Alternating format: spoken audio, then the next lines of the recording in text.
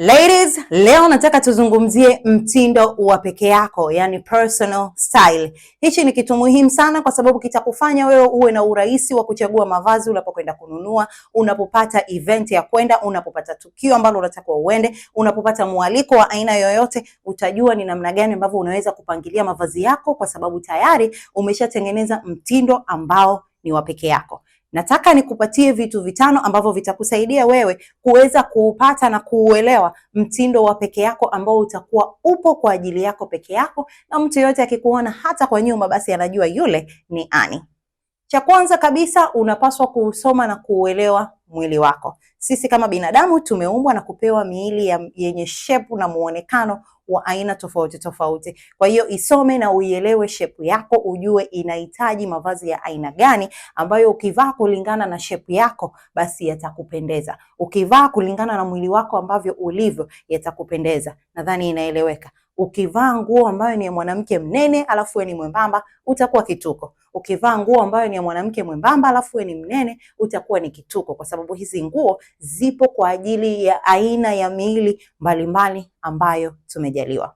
Kitu cha pili, chagua rangi na mitindo ya nguo ambayo utataka ikutambulishe. Nikupe mfano, ukimwona Jacqueline Wolper leo hii, unajua tayari ni nguo gani ambazo zinamtambulisha. Anapenda nguo ambazo ni kubwa kubwa, anapenda nguo ambazo ni maputo. Kuna kipindi fulani mpaka alipewa jina ya nguo zake zikaitwa maputo ya Wolper ama balloon.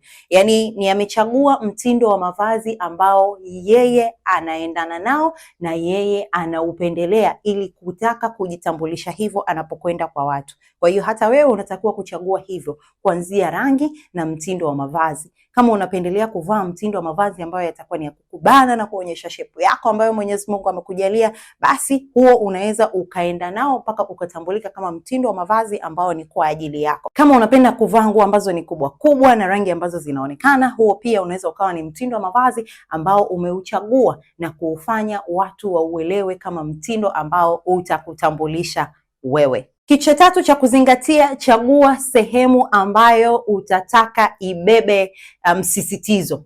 Yani hiyo ndo sehemu ambayo watu waiangalie kwa ukubwa, a focal point, a focus point. Kwa mfano, unaweza ukachagua style ya nywele ikawa ndo focus point yako. Kuna nywele leo hii tunaziita Rihanna, kuna style za nywele tunaziita Nicki Minaj.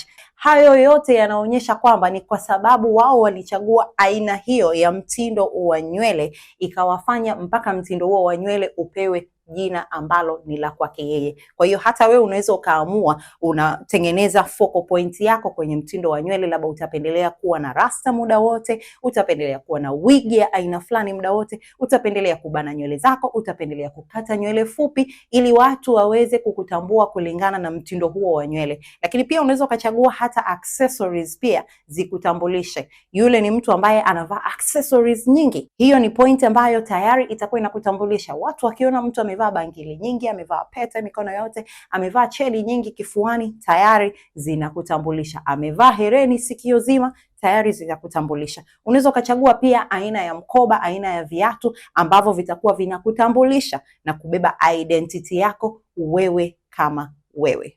Kitu cha nne ambacho kitakusaidia kutengeneza mtindo wa peke yako ni kufanya kitu hicho mara kwa mara. Stay consistent. Usiwe mtu wa kubadilika. Kama umeshachagua aina ya nguo fulani zikutambulishe, rangi fulani za nguo zikutambulishe, labda accessories fulani zikutambulishe, ama style fulani ya nywele ikutambulishe, basi usibadilike. Kaa nayo hiyo hiyo kwa muda mrefu ili uweze kuwafanya watu wakuzoee na kusema sasa rasmi hii ni style ya mtu fulani, huu ni mtindo wa mtu fulani. Hivyo ndo namna ambavyo unaweza ukatengeneza a personal style kwa kuwa consistent. Usiwe mtu ambaye unafanya kwa mwezi mmoja unabadilika unafanya kitu kingine. Fanya angalau kwa miaka 2, 3 ili watu waweze kukuzoea na kuweka kwamba hiyo ndiyo utambulisho wako.